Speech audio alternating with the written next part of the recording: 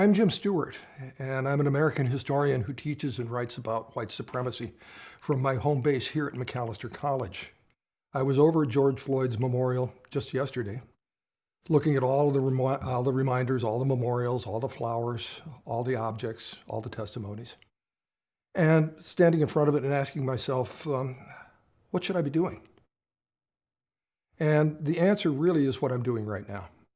I am an American historian, and I do teach about and write books about the history of white supremacy in the United States. And when I visited George Floyd's memorial, I saw white supremacy in action, and I saw African American responses and resistance to it. Now, this morning happens to be August 24th, and I rolled out of bed in the morning and I found out that in Kenosha, Wisconsin, the videotape or the body cam indicates that police officers shot another black motorist in the back as he was trying to get into his car. The question then rattles around in everybody's head again, what do we do about white supremacy?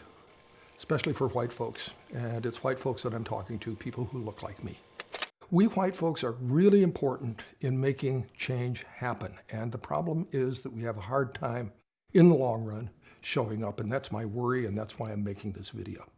The video comes from my understanding that once, twice, maybe in American history, white people did show up in big numbers in the abolitionist movement before and during and after the American Civil War, and during the civil rights movement in the 1950s and 60s. We showed up, but then backlash happened, and we backed away, and good things stopped happening. Instead, Jim Crow won, so did Richard Nixon, and now most recently, so has Donald Trump. So the point of these videos is to strengthen the understanding of people like you and me, good-hearted white people, strengthen our understanding of what we can do and how we got here. My answer about how we do those things involves 15 additional videos, kind of like these, that are going to be recorded and put on YouTube. Each is only going to be about 7 or 8 minutes long, and each takes account of an important milestone, an important symbol, or an important event that happened in the past between 1865 and 1960 that involved white supremacy. This isn't African American history, this is the history of white folks. Because the fact of the matter is we show up all the time in the world of black people. We don't think we do because we live in a segregated world. We don't feel our presence in the African American community because most of us are a long, long ways away from it. But the influence of white culture, white power, white investment, white public policy greets African Americans every time they step outside the door.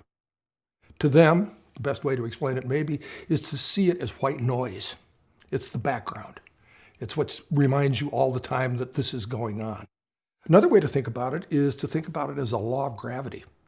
The idea that the world's, or at least our world's, relationships are governed by pulls and tugs, that white supremacy as an unseen and unfelt by us force moves in the world, moves in the community, and we have a very, very hard time seeing it because we're making it. We're like fish swimming in water and not knowing what our medium is, but just taking it for granted. It's a real problem. Some people say that it's such a problem for us. There's a sociologist who argues this. Her name is Robin DiAngelo, and she's written a book called White Fragility. And that book argues that people who look like you and me are so suffused in this white noise and law of gravity that we are so unconsciously racist in our attitudes and outlooks that we're really not worth much when it comes to actually standing up for black people. And that's a point of view that's very heavily contested in what I'm doing here. When white people stand up, good things happen. When white people walk away, good things stop happening.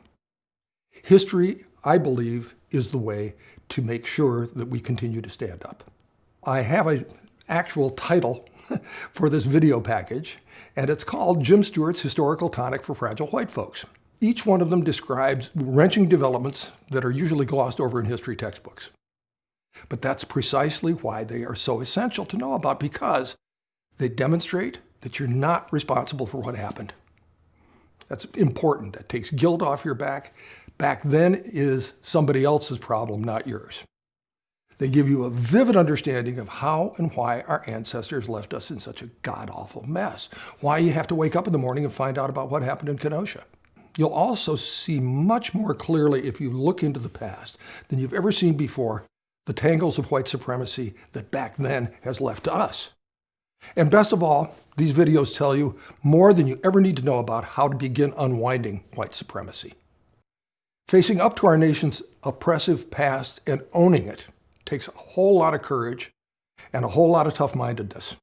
A dear friend of mine who's a marvelous historian says that this is the tough stuff of American history. But if we learn to be able to own that history, we do have both the courage and the knowledge to stand up against white supremacy today. And that's how I think historical perspective allows us to replace white fragility with high-impact insight, commitment, and ability. These are free videos, no follow-on promotions, no hidden costs. So get to your laptop, your tablet, your smartphone, download them now. Jim Stewart's Historical Tonic for Fragile White Folks.